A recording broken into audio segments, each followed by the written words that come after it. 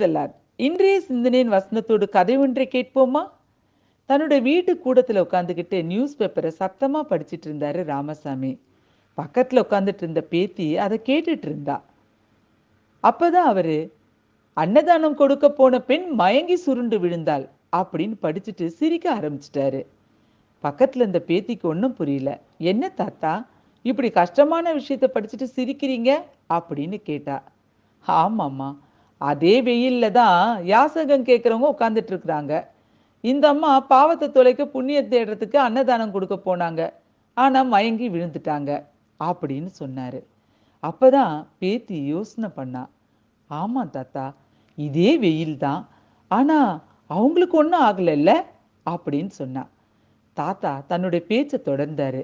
ஆமாம்மா, இந்த வெயில் இப்போ ரொம்ப அதிகமாகவே இருக்கு. ஆனால் இந்த வெயிலில் தான் ஏழை எளியவங்க இருக்கிறாங்க. அது மட்டும் இல்லை, இந்த வெயிலில் எத்தனையோ பேர் பழ வியாபாரம், காய் வியாபாரம், கீரை வியாபாரம் செய்கிறவங்களும் இருக்கிறாங்க. அதை விடவ இன்னும் கார்ப்பரேஷனில் நமக்கு ட்ரைனேஜை க்ளீன் பண்ணுறதுக்கு வேலை செய்கிறவங்க வராங்க. இப்படி இதே வெயிலில் வேலை செய்கிற அவங்கள இறைவன் எவ்வளோ அழகாக காத்துக்கிட்டு வர்றார் இல்லையா அப்படின்னு சொன்னார். இதை கேட்ட உடனே பேத்தி, ஆமாம் தாத்தா, உண்மைதான். ஆனால் நம்ம அவங்கள பற்றி இது வரைக்கும் யோசிக்கவே இல்லை தாத்தா அப்படின்னு சொன்னான். ஆமாம்மா, யோசனை பண்ணாதான் நல்லா இருக்குமே, அவங்களுக்கு ஏதாவது நம்மளால முடிஞ்ச உதவியை பண்ணியிருப்போமே அப்படின்னு தாத்தா சொல்லிட்டு இருக்கிற அதே நேரத்துல வாசல்ல கீரைக்காரம்மா, அம்மா கீரை வாங்கலையோ அப்படின்னு குரல் கொடுத்தாங்க. உடனே அவரோட பேத்தி அந்த குரலை கேட்ட உடனே, தாத்தா இருங்க இதோ வரேன்னு சொல்லிட்டு உள்ள ஓடி போய் ஒரு கிளாஸ்ல தண்ணி எடுத்துக்கிட்டா. டைனிங் டேபிள் மேல இருந்த ஆப்பிள் எடுத்து ஒரு 4 துண்டா அதை வெட்டிக்கிட்டா. ஒரு தட்டில் வச்சு அதையும் எடுத்துக்கிட்டு வாசலுக்கு ஓடினா. ஆன்ட்டி, இந்தாங்க தண்ணி குடிங்க, இந்தாங்க இந்த பழத்தை சாப்பிடுங்க அப்படின்னு கொடுத்தா. அந்த கீரைக்காரம்மாக்கு ஒண்ணுமே புரியல. அப்படியே அந்த பொண்ணை பார்த்தாங்க.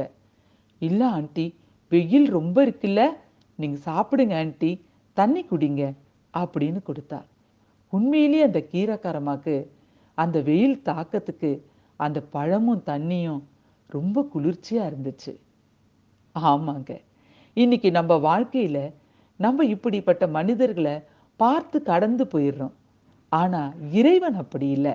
இதே வெயில்ல நடக்கிற அவங்களுக்கு தான் எத்தனை பாதுகாப்பு. இன்னைக்கு வேதம் என்ன சொல்லுதுன்னு பார்க்கலாமா?